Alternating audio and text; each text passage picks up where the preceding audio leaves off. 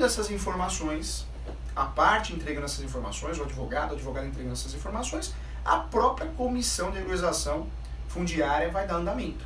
A própria comissão de regularização fundiária vai dar o devido andamento. Dando o seu andamento, o resultado sendo procedente, por ser um termo que nós usamos muito no processo, o resultado sendo deferido.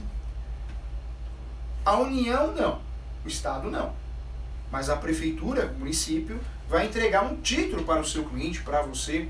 Esse título pode ser chamado título de posse, título de regularização fundiária, e muitas vezes o advogado, ele acaba, por falta de conhecimento, induzindo o seu cliente a erro, hein? Porque ele entrega ao seu cliente e fala, olha, o imóvel é seu, parabéns, está registrado. Não podemos confundir. Não podemos confundir porque o registro é uma coisa. O registro é uma situação. Um título de regularização fundiária, um título de posse é outro. Claro que é um documento importante entregue pela prefeitura, pelo município. Claro que é um documento que vai ajudar, talvez, em outras regularizações, como tributária, outras regularizações, como a ligação de água, energia. Claro, é um excelente documento, mas não vai substituir jamais a certidão de propriedade. Então, esse título, eu preciso pegar esse título quando recebo, com o deferimento do município, e vou até o cartório de imóveis para registrar esse título, tentar registrar pelo menos, e conseguir o que eu quero, que é a propriedade. Então nós temos, gente, na advocacia atual, também essa parte administrativa que merece uma atenção especial. Cada vez mais surgem legislações, surgem fundamentos, bons fundamentos, procedimentos para que a gente possa usufruir também de uma advocacia administrativa. Então, por que eu gosto de aprofundar o assunto? Porque é pós-graduação e você tem que ficar craque no assunto. Né? Você tem que entender mesmo. Você não pode confundir conceitos, não. Então, atualmente, eu garanto a você com muita propriedade que nós temos 3 advocacias. A advocacia judicial, que é a mais comum, processo, ação, advogado-réu, advogado-autor. A advocacia administrativa, que são meios administrativos utilizados através de diversos procedimentos, com a participação da União, do Estado e do município, para regularizar áreas. Não é só para isso, mas tem outras situações, mas eu utilizo os entes federativos. A advocacia administrativa, eu utilizo o apoio à estrutura dos entes federativos, a União, o Estado e o município. No caso da REURB, ou das REURBs, eu utilizo o município. E nós temos ali a terceira opção, que é a advocacia extrajudicial. A advocacia extrajudicial é a advocacia exercida pelo profissional do direito, seja advogado, seja advogada, com o apoio do cartório, com o apoio dos cartórios, no plural, porque são várias atribuições diferentes. No direito civil, no que diz respeito ao direito de família, nós temos várias situações que nós podemos usar a advocacia extrajudicial. Inclusive, o divisor de águas foi o divórcio, a separação. Nós sabemos que a emenda constitucional 66 de 2010 não existe mais a necessidade de fazer a separação para depois fazer o divórcio. Não. Conforme a emenda constitucional 66 de 2010, eu consigo fazer o divórcio direto. Se for consensual, de jurisdição voluntária, sem briga, se não tem herdeiros lá no inventário, mas a gente vai entrar nesse detalhe. Se eu estou falando de uma situação que não tem briga, não tem litígio, é consensual, eu posso pensar em fazer o divórcio no cartório. É muito bom, é muito célere, muito rápido. O clima do cartório normalmente é mais gostoso, não é isso? Quando nós vamos no cartório com o cliente, toma um cafezinho, um chazinho, uma bolachinha, é diferente. Tudo que é com cara de privado, né, tem um atendimento melhor. Tem, é uma realidade. Por mais que muitos departamentos públicos se esforcem, gestores, né, mas é uma realidade. O divórcio feito no cartório, através da escritura pública, posso fazer a partilha de bens, posso fazer a mudança de nome para ele ou ela voltar a usar o nome de solteiro ou solteira. Posso, inclusive, sim, também nessa escritura pública, resolver situações como direitos futuros, que é muito interessante. Então a escritura pública de divórcio, de fato, foi a primeira situação que o advogado começou a enxergar de fato a advocacia extrajudicial. Depois surge o inventário extrajudicial, muito rápido, também eficaz, também importante para regularizar imóveis do decujus do falecido. Vem a retificação diária, também feita de forma extrajudicial, retificação diária, consertar a metragem do imóvel. Então, na advocacia extrajudicial, nós temos diversas situações que nós podemos resolver. Situações de direito de família, como divórcio, separação, união estável, situações de direito imobiliário, como regularização de imóveis, e situações de direito às sucessões, como inventário. É possível usar o cartório mediante uma escritura pública, chamada escritura pública de inventariante, para que um herdeiro possa ir até um banco e descobrir se aquele falecido tem FGTS, tem conta poupança, tem valores na instituição financeira. Então, a advocacia extrajudicial é a advocacia que eu utilizo o cartório, ou os cartórios, o mais correto, mas não só a escritura pública de divórcio, não só a escritura pública de uso capião, não só a escritura pública de inventário, de indicação de público, mas eu utilizo também ferramentas estratégicas para resolver e dar resultado para o meu cliente. É o que eu falei. O herdeiro, a viúva chega até você, advogado, e fala para você assim: eu não sei quanto o meu marido, falecido marido, minha falecida esposa deixou na poupança, no FGTS, eu não sei, eu não consigo descobrir. Você sabe que com o falecimento o banco não passa essas informações aos herdeiros. Ah, mas eu tenho que ingressar com uma ação? Não. Talvez a alternativa seja fazer primeiramente uma escritura pública só para isso, escritura pública de inventariante, e no segundo momento, aí sim, eu posso fazer escritura pública de inventário, porque eu já tenho essa informação se existe um saldo, se existe algum valor em nome do falecido, da falecida, em uma instituição financeira. Então a advocacia extrajudicial não é só usar os instrumentos para registrar, para averbar, não. Eu posso utilizar também de forma estratégica para obter informações. Então, um ponto importante também que eu queria tratar com você. Na advocacia, eu costumo dizer, quem faz tudo não faz nada. Nós temos que nos especializar. Ponto importante. Ah, mas eu faço previdenciário, eu faço criminal. Eu respeito, eu quero o teu bem. Quando eu falo isso para você, eu quero o teu bem. Estou te desejando tudo de bom. Nós precisamos nos especializar. Quem é especialista é respeitado, é procurado. Além de ser especialista, escolher um ramo que você seja apaixonado, eu sempre oriento na advocacia você conhecer muito a precificação. Porque, assim como qualquer profissional, pode ser o cabeleireiro, pode ser um contador, pode ser um médico, pode ser um pedreiro, quem não sabe cobrar, quem não sabe precificar o seu serviço, talvez fique no prejuízo, talvez não consiga ter motivação para trabalhar, não consiga pagar as contas. É um erro fatal de gestão de escritório. Então, a advocacia extrajudicial, nós temos hoje uma dificuldade de saber quanto eu vou cobrar, quanto vai ser cobrado. E por que isso? Eu volto a falar, porque a tabela da OAB, muito mal feita, por sinal, né? A tabela da OAB, ela corresponde aos valores mínimos que devem ser cobrados, não o valor máximo. Mas a tabela da OAB, ela acaba sendo estadual. A tabela da OAB, ela é elaborada pela seccional, e cada estado tem a sua seccional da OAB, da estrutura da OAB, mas ela não corresponde à realidade. O advogado que é iniciante, o advogado que está trocando de ramo, o advogado que já é advogado há muito tempo, mas nunca advogou e começa a advogar por necessidade, quando ele se depara ali com a tabela da OAB, se ele não tem essa informação que a tabela da OAB é algo muito perigoso, não corresponde à realidade, nós temos valores muito acima ou muito abaixo do que pode ser cobrado, ele vai ter problema, vai ter dor de cabeça para pagar as contas. E a advocacia extrajudicial, nós temos um problema sério, porque na advocacia extrajudicial, normalmente não temos informação na tabela da OAB. Normalmente nós não temos os valores que devem ser cobrados. Então a dica que eu dou para você na advocacia extrajudicial em relação aos honorários a serem cobrados, primeiramente, é você trabalhar com um cálculo de hora de trabalho. A melhor forma que você tem de não errar o orçamento, é incrível, né, que você pega um pedreiro, ele não erra o orçamento. É incrível, como ele... Vê se um pedreiro, quando você contrata o serviço de um pedreiro ou pede pelo menos um orçamento, vê se ele passa o orçamento para você na hora. Não. Ele vai falar para você assim, eu preciso de um tempo para fazer uns cálculos. Aí ele passa o orçamento para você. Na advocacia não, muitos advogados têm a mania, né? Tem aí um jeito de passar honorários na hora, parece que está vendendo um pastel. Não é assim, você pode se dar mal. Na advocacia extrajudicial, qual que é a melhor forma da gente calcular esses honorários? Eu oriento você sempre calcular a sua hora de trabalho. Quanto tempo você vai gastar para ligar no cartório, para ler uma escritura pública, para conferir uma escritura pública, para entregar documentos?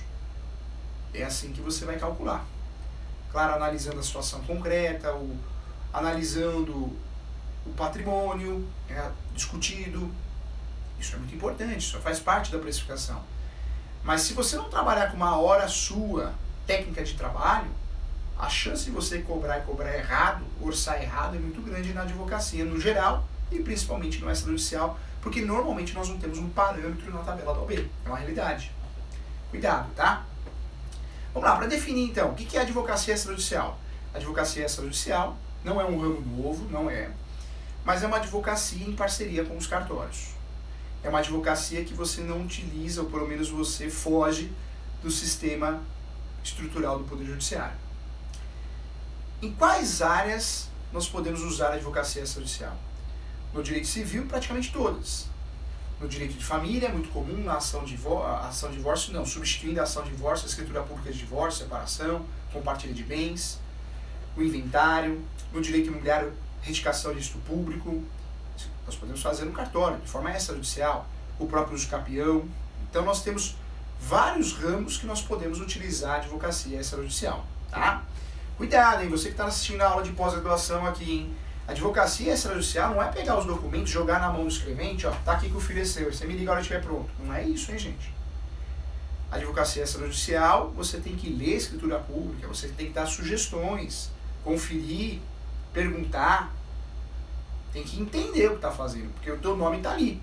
Normalmente na advocacia extrajudicial nós assinamos a escritura pública como advogado, como advogada. Nós temos que entregar a cópia da nossa OAB. Né? Então, não pense você que a advocacia extrajudicial está jogando para o cartório, o filho é teu, a responsabilidade é sua. Não, o seu nome está ali, ad eterno. Então a responsabilidade de qualquer erro também é sua, tá? Então cuidado com isso, hein? Vamos lá, ó. Então, advocacia extrajudicial, advocacia cartorária, também um termo utilizado, uma nomenclatura utilizada. E a advocacia descentralizada, também já vi, gostei desse termo. Segundo os especialistas, é um dos temas mais festejados, mais mencionados atualmente. Hoje, cursos de empreendedorismo jurídico, é muito comum falar da advocacia extrajudicial, que parece que é algo de outro mundo, enfeitar o pavão, né? Tudo é modinha, enfeitar o pavão. Quando eu falo da advocacia extrajudicial, eu posso usar ela como instrumento de fato, ou como instrumento probatório, provas. Por quê? O Código de Processo Civil atual, ele reorganizou as provas. Então nós temos de um lado as provas orais, testemunhas, depoimento pessoal das partes, que devem ser apresentados numa audiência de instrução e julgamento, e do outro lado nós temos as provas documentais. Documental em sentido estrito, qualquer papel que seja palpável, que eu consiga pegar, então documental em sentido estrito. A prova pericial é uma prova documental, porque tem um laudo técnico. A inspeção judicial do juiz, ou quem o faça, pode ser uma diligência de oficial de justiça, também é uma prova considerada prova documental. E a ata notarial, ela surge de forma organizada, porque antes do Código de Processo Civil existia uma discussão se a ata notarial é prova ou não é. Hoje não. Com o atual Código de Processo Civil, não vamos chamar mais de novo porque já é velho o Código de Processo Civil. Nós podemos usar a ata como prova. E aí fica algumas dicas práticas, hein? Jamais num processo, promete para o professor Júlio, jamais um processo trabalhe com uma única exclusiva prova. Ah, vou fazer uma ata no cartório e não preciso juntar mais prova nenhuma. Cuidado, hein? Alguns doutrinadores que eu gosto muito, são práticos, objetivos, e eu menciono isso nos meus livros também. A prova como ata notarial, a ata notarial usada como prova, é uma prova conexa. O que é uma prova conexa? Eu preciso ter uma outra prova. Se eu achar que eu vou ganhar uma ação somente com a prova da ata notarial, em qualquer situação, eu estou colocando meu cliente em risco. Porque essa prova sozinha é frágil. Essa prova, ela tem que existir com base em outras provas.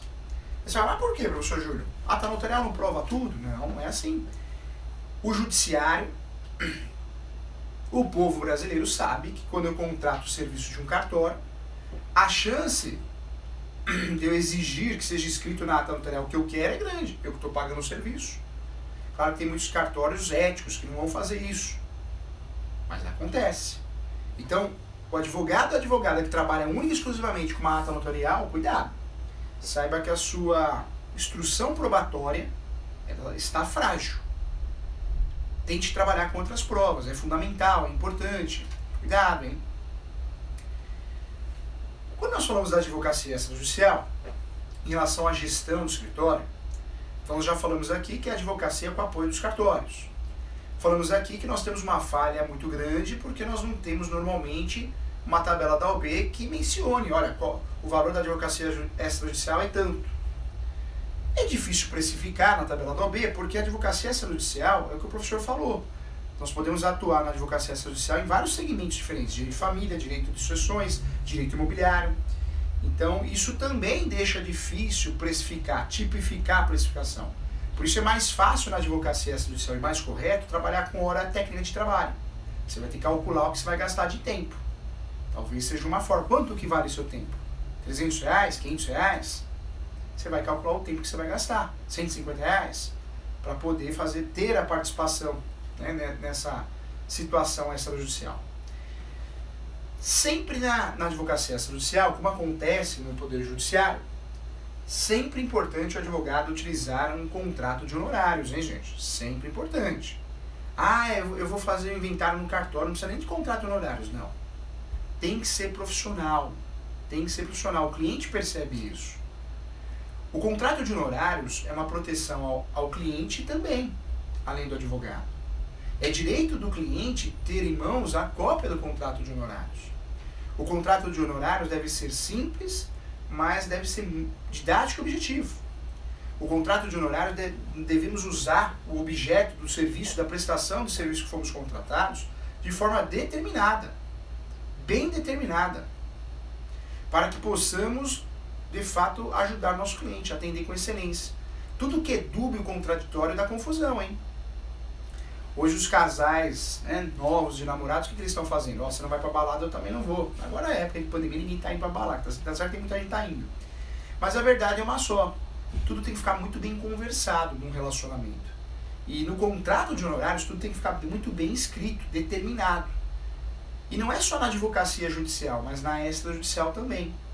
Quer ver um exemplo? Você é contratado e quer exercer a advocacia extrajudicial. E aí você usa como objeto do seu contrato de honorários o termo regularização de imóveis. Você errou.